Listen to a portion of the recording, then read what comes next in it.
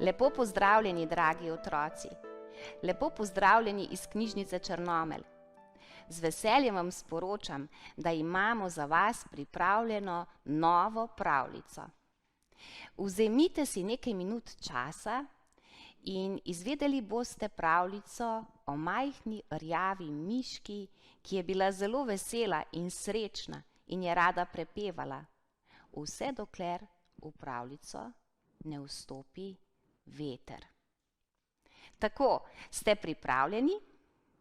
Vabim vas, da skupaj z mano stopite v svet Kamišibaja in naj se vratca Butaja odpro.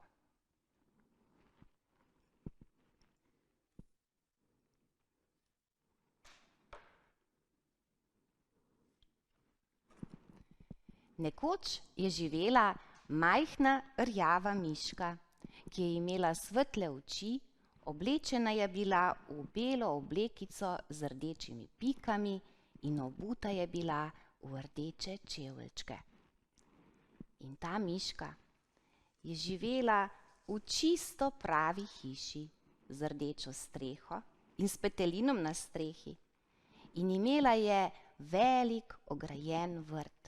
In na tem vrtu se je miška najraje igrala. Vsako jutro je stekla na vrt in prepevala svojo ljubo pesmico. Jaz sem mala miška, saj me vsak pozna, rada si zapojem, la la la la la. Tako je prepevala miška, da so celo ptički obmolknili, ko so slišali njeno petje. Ampak veste, tam zraven, v votlini, pa je živel hudobni veter. Ta pa miške ni maral in ko je slišal miško peti, je pričel pihati močno. Je pihal in pihal, da se je drevje pripogibalo vetru. Ampak otroci, a mislite, da je to miško kaj skrbelo? O ne, prav nič je ni skrbelo. Še zelo zabavalo jo je, kajti jesensko listje je letelo okrog in to se je zdelo naši miški imenitno. In bila je vesela in dobre volje in je še bolj veselo in na glas zapela svojo pesmico.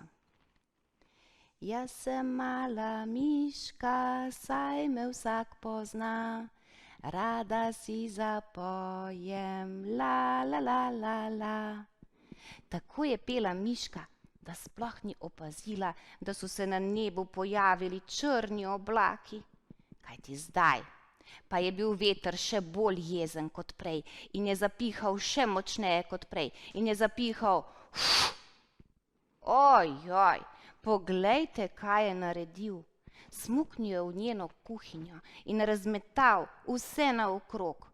Okrog so leteli lonci, žlice, vilice, še stol je zabrisalo skozi okno. Ampak otroci, a mislite, da je to miško kaj skrbelo? Ma ne, kje pa? Je rekla, nič za to, bom že potem pospravila. In kaj je naredila? Zapela je svojo pesmico. Jaz sem mala miška, saj me vsak pozna, rada si zapojem, la la la la la. Toda ojoj, zdaj je bil šele veter jezen. In ko je slišal miško peti, je naredil pravi vihar. Vse je pokalo in stokalo in pihalo in veter je pihnil tako močno, kot še nikoli. Ojoj, poglejte, kaj je naredil. Odpihnil je streho z miškine hiške. Kaj bo pa miška zdaj? Brez strehe nad glavo.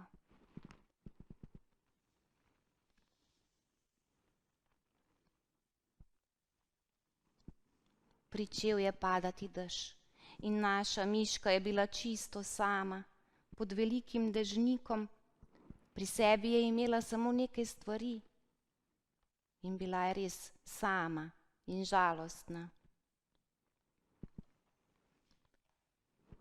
Potem pa je posijalo sonce in miška si je mislila, ma nič ne bom jamrala. Že vem, nekaj moram narediti. Zgraditi si moram takšen dom, da mi ta hudobni veter ne bo mogel do živega. In je razmišljala in je razmišljala in se je domislila. Našla je majhno lopatko in je pričela kopati luknjico.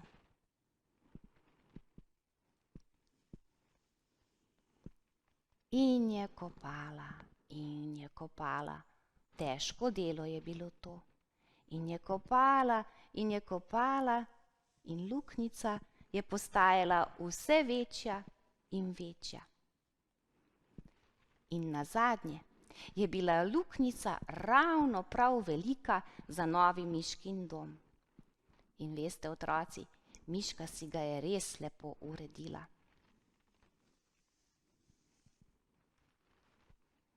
Zvečer je bila miška zelo utrujena in si je skuhala skodelico čaja.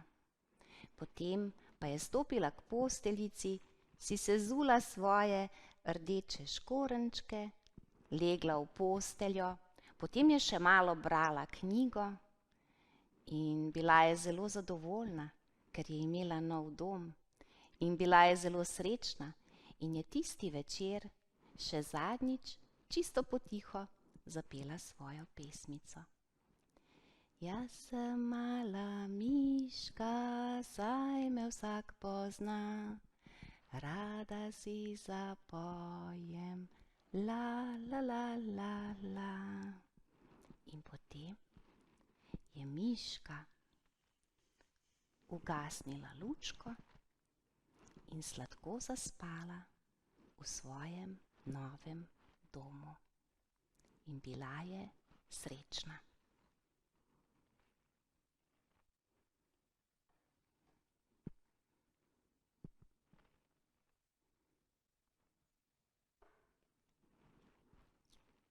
Tako, vratca Butaja so se zaprla in spet ponovno komaj čakajo, da se odprejo. Upam, da se kmalu spet vidimo tudi v živo.